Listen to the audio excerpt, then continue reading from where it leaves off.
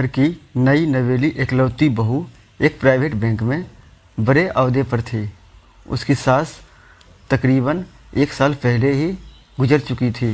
घर में बुजुर्ग ससुर और उसके पति के अलावे कोई न था। पति का अपना कारोबार था। पिछले कुछ दिनों से बहू के साथ एक विचित्र बात होती। बहू जब जल्दी जल्दी घर का काम निपटाकर ऑफिस के लिए निकलती, ठीक उसी वक्त ससुर उसे आवाज़ देते और कहते, बहू मेरा चश्मा साफ कर देती जा। लगातार ऑफिस के लिए निकलते समय बहू के साथ यही होता।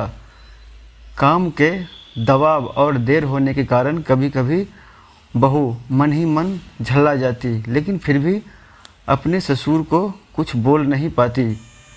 जब बहू अपने ससुर के इस आदत से पूरी तरह ऊब गई तो उसने पूरे माजरे को अपने पति के साथ साझा किया।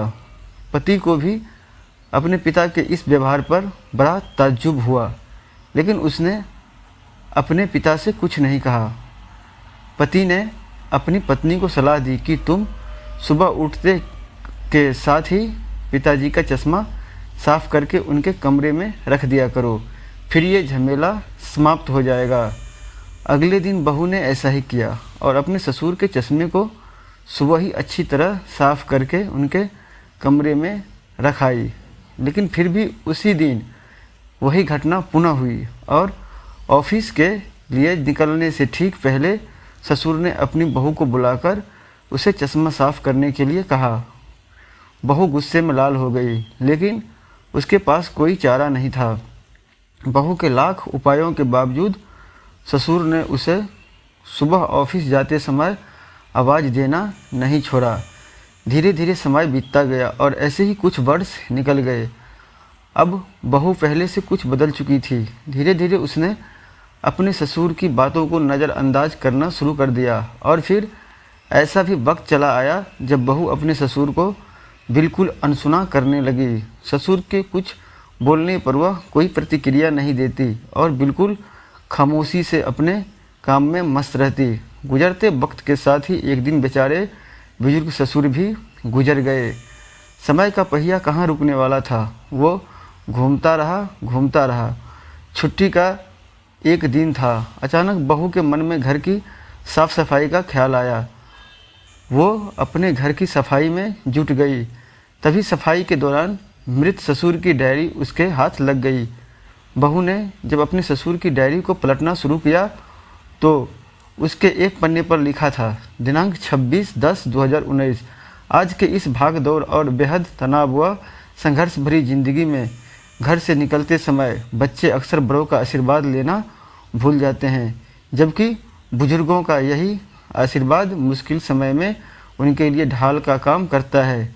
बस इसलिए जब तुम चश्मा साफ कर मुझे देने के लिए झुकती थी तो मैं मन ही मन अपना हाथ तुम्हारे सर पर रख देता था, क्योंकि मरने से पहले तुम्हारी सास ने मुझे कहा था कि बहू को अपनी बेटी की तरह प्यार से रखना और उसे ये कभी भी मत महसूस होने देना कि वो अपने ससुराल में है और हम उसके माँ बाप नहीं हैं। उसकी छोटी मोटी गलतियों को उसकी नादानी समझकर माफ़ कर देना। वैसे मेरा आशीष सदा तुम्हारे साथ है बेटा। डायरी पढ़कर बहू फुट फुट कर रोने लगी। आज उसके ससुर को गुजरे ठीक 2 साल से ज़्यादा समय बीत चुके हैं, लेकिन फिर भी वो रोज़ घर से बाहर निकलते समय अपने ससुर का चश्मा साफ कर उनके टेबल पर रख दिया करती है। उनके अनदेखे हाथ से मिले आशीष की लालसा में जीवन में हम रिश्तों का महत्व महसूस नहीं करते हैं, चाहे वो किसी से भी हो, कैसे भी हो, और जब तक महसूस करते हैं तब तक वह हमसे बहुत दूर जा चुके होते हैं। रिश्तों के महत्व को समझें और उनको सहेज कर रखें। दोस्तों, आशा करता हूँ ये जो आप कहानी सुने हैं ये आपको पसंद आया होगा।